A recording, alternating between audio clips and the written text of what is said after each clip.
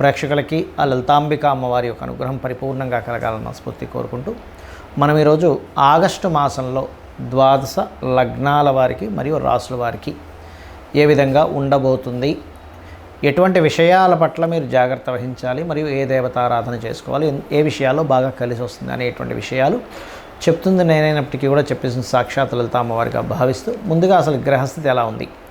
మనకి శని బుధుడు ఇద్దరు వక్రించి ఉన్నారు.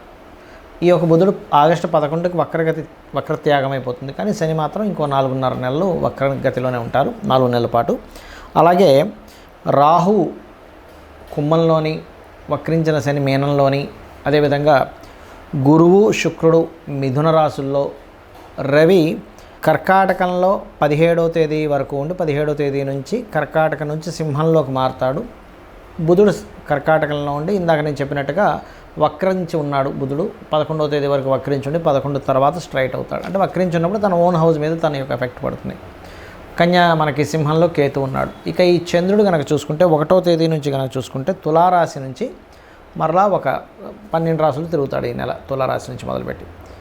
సో ఈ యొక్క గ్రహస్థితిని అనుసరించి ఎవరెవరికి ఎలా ఉంటుంది అనేటువంటి విషయాలు మనం ఇప్పుడు తెలుసుకుందాం.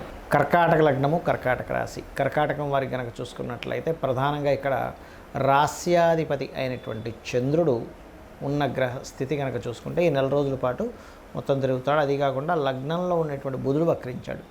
బుధుడు వక్రగతి 11వ తేదీ వరకు ఉన్నందుకు కొన్ని కన్ఫ్యూజన్స్ క్లియర్ అవుతాయి. చెప్పాలంటే గతంలో ఉండేటువంటి కొన్ని భయాలు, కన్ఫ్యూజన్స్ క్లియర్ అవుతాయి.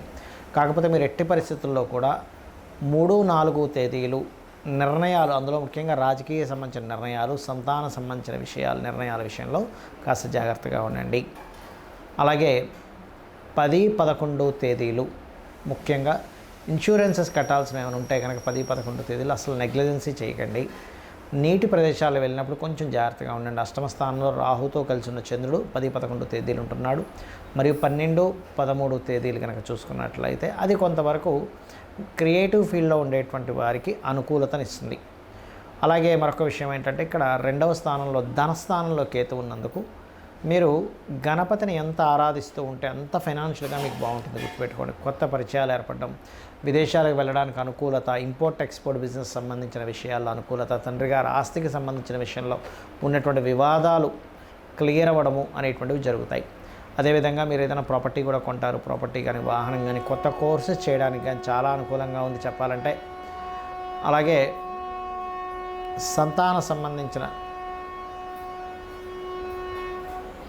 సంతాన సంబంధించినటువంటి విషయాల్లో కూడా ఇందాక నేను చెప్పినట్టుగా కాస్త 3, 4 తేదీలు కొంత జాగ్రత్తగా ఉండాలి. అదేవిధంగా వివాహ ప్రయత్నాలు చేసేటువంటి వారికి కొంచెం అంటే గతంలో ఇంకా మనకి వెళ్ళిపోయింది, ఈ సంబంధం మనకు కుదరదు అనుకున్న వాళ్ళు వెనక్కి రావడము, విదేశీ సంబంధాలు కుదరడము, ఇటువంటివి బలంగా చూపిస్తున్నాయి.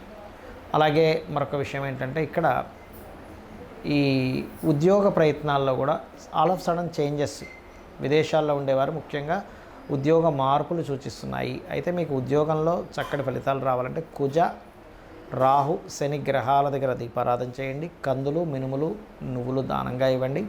ఓం మాణిక్య మకుటాకార జానుద్వయ విరాజితాయ నమః అని చేసుకోండి. అన్ని విధాల మీకు బాగుంటుంది. జాతక చక్రాన్ని చాలామంది కేవలం గోచార ఫలితాలు మాత్రమే రూల్ చేస్తాయి అనుకుంటారు. గోచార ఫలితాలు కొంతవరకు రూల్ చేస్తాయి. మిగతా నవగ్రహాలు ఇక్కడ చాలామందికి ఏంటంటే అపోహ, ఏమంటే శనే బాధనిస్తాడు అనుకుంటారు. కాదండి, ప్రతి గ్రహము కూడా మనకి చక్కగా మంచి పని చేసి పెడుతుంది, ఇబ్బంది ఇస్తుంది. అంటే ఎలాగా ఇబ్బంది అంటే తన స్వయంగా తన ఇష్టం వచ్చినట్టుగా ఇవ్వడం కాదు, మన కర్మ, పూర్వజన్మలో చేసుకున్నటువంటి కర్మ ఆధారంగా ఆ యొక్క ఫలితాలు జరుగుతూ ఉంటాయి. గుర్తుపెట్టుకోండి.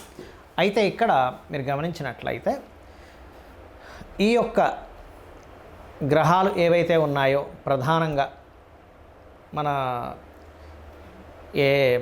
చూసుకోండి, మనకి నవగ్రహాలు రవి నుంచి కేతు వరకు ఆ ఉన్న కండిషన్ బట్టి, అంటే ఉదాహరణకి మీరు లైఫ్లో ఎప్పుడు బాగా డిప్రెస్గా ఉంటున్నారు, ఎదగలేకపోతున్నారు అంటే మొట్టమొదటిగా మీ లగ్నాధిపతి ఎవరో గుర్తించండి.